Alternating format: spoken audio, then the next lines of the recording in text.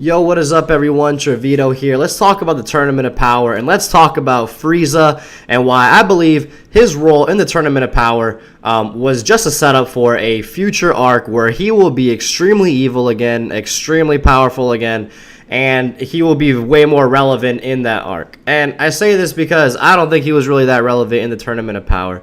Let me know in the comments below if you think that Frieza was a good addition or bad addition to the Tournament of Power, and if he was really necessary, and if you think they should have done more, and what they should have done more with him, if so. Also, please like, please subscribe if you love Dragon Ball, okay? So let's get into it. Frieza, when he first came into the Tournament of Power, correct me if I'm wrong, everybody, but everybody thought that him and Frost would cause some sort of havoc. Everybody thought that he would be more powerful. They made it seem like he was pretty much almost on par with Goku still when they entered the Tournament of Power, when they had that little sparring match in front of Whis and Beerus. So realistically, he should have been able to just destroy Dispo. I don't care about Dispo's speed or whatever. He should have been able to destroy Dispo. He should have had a moment where he took on a higher tier character like Topo, for example, and done fairly well against him. And that never happened. Pretty much anybody who was Goku and Vegeta tier was able to destroy Frieza, okay? And Android 17, who I don't think anybody predicted him to win. Some people did, but Android 17 was clearly, and if you disagree with me, let me know, clearly stronger than Frieza.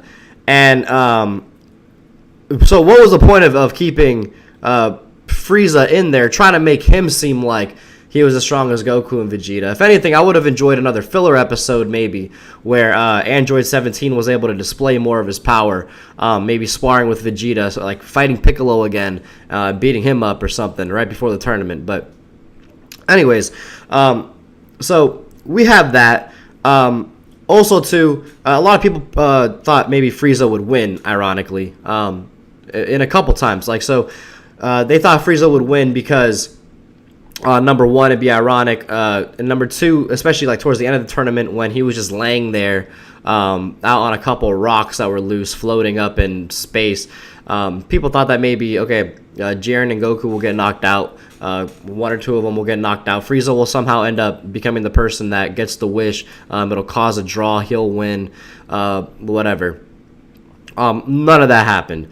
If you took Frieza completely out the tournament, I don't know how it would have made a difference. If they even came in with 9 fighters without Frieza, I mean, maybe Gohan would have been knocked out a little earlier because of that Yard Rat was giving him trouble. But at the same time, I mean, yeah, he did maybe have a couple saves too, like Frieza anyways. But there was definitely a lot more that he could have done and we expected of him. And I think that him having a future arc that the writers didn't know how to bring him back, this was just the perfect time because it got us talking about Frieza, and now we're confused about Frieza. Some people think, okay, maybe Frieza is just going to be an anti-hero. Maybe he's just going to be a bad guy that's not too much of a threat to the universe anymore, so it's whatever. Some people think he'll be a good guy now. However, let's not forget his motives. His motives are to become, or to remain Lord Frieza, but be Lord Frieza of all the universes. Frieza wants to be the Omni King. He wants to destroy Beerus. He wants all the gods of destruction and all the angels to fear him, okay? So, Frieza eventually, he will obtain that power. That's my theory. I think he will obtain that power.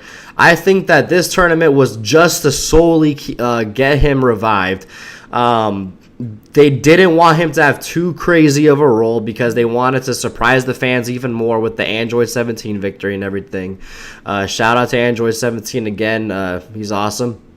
Well, anyways, it was a good way to throw people off, and I think this is what they're going to do. I think they might have 1 or 2 arcs where they kind of leave Frieza alone, and he's going to be training like crazy.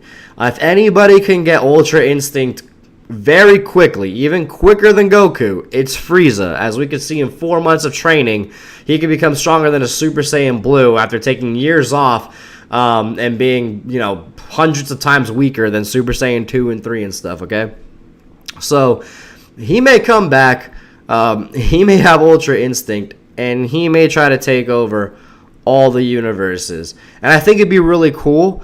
I think that would be definitely one of the coolest things. And it would be, I could totally see in Goku's character him saying, Frieza, you know what, after we revived you and everything, this is how you're going to repay us. And then Frieza could say, hey, I told you so, that I'm not going to stop being evil.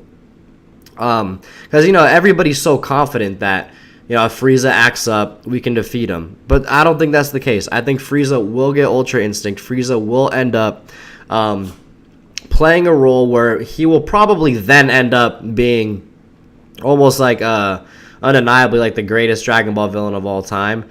I've seen people compare him to the Joker, about how they're trying to make him like the Joker in Batman, where he's just, you know, recurring over and over. But it's really amazing, you know, what's in store for the future. Again, this isn't like a guaranteed fact that'll happen, but I just think it's like very likely, because Frieza's evil. If they make him a good guy like that, I think that would just be like extremely funny. And that's something that the Dragon Ball writers could do, honestly. But I think he's going to end up coming in the future. I also made a video about different ideas that I'll link below, about Frieza's potential in the future, like how they can use him. This kind of goes along with that theory, just because he was, you know, essentially like a nobody in the Tournament of Power. Like I say, like if you disagree with me, let me know. But I feel like he definitely could have been easily replaced. But for what he's going to do in the future, it's probably going to be irreplaceable. I think in the future, he might do something crazy to where maybe he destroys, you know, Whis and Beerus. Maybe he'll kill one of the Omni Kings and not both, and then that'll be enough to set off a bunch of alarms. Eventually, I mean, these guys have to eventually end up Angel tier. It's just the way Dragon Ball goes. Like they're not gonna let Goku not be the strongest of everything in the Dragon Ball universe eventually. Okay. So, with that being said, him, and then obviously, you know, Vegeta's going to be right there on his tail, or right there with him or above him.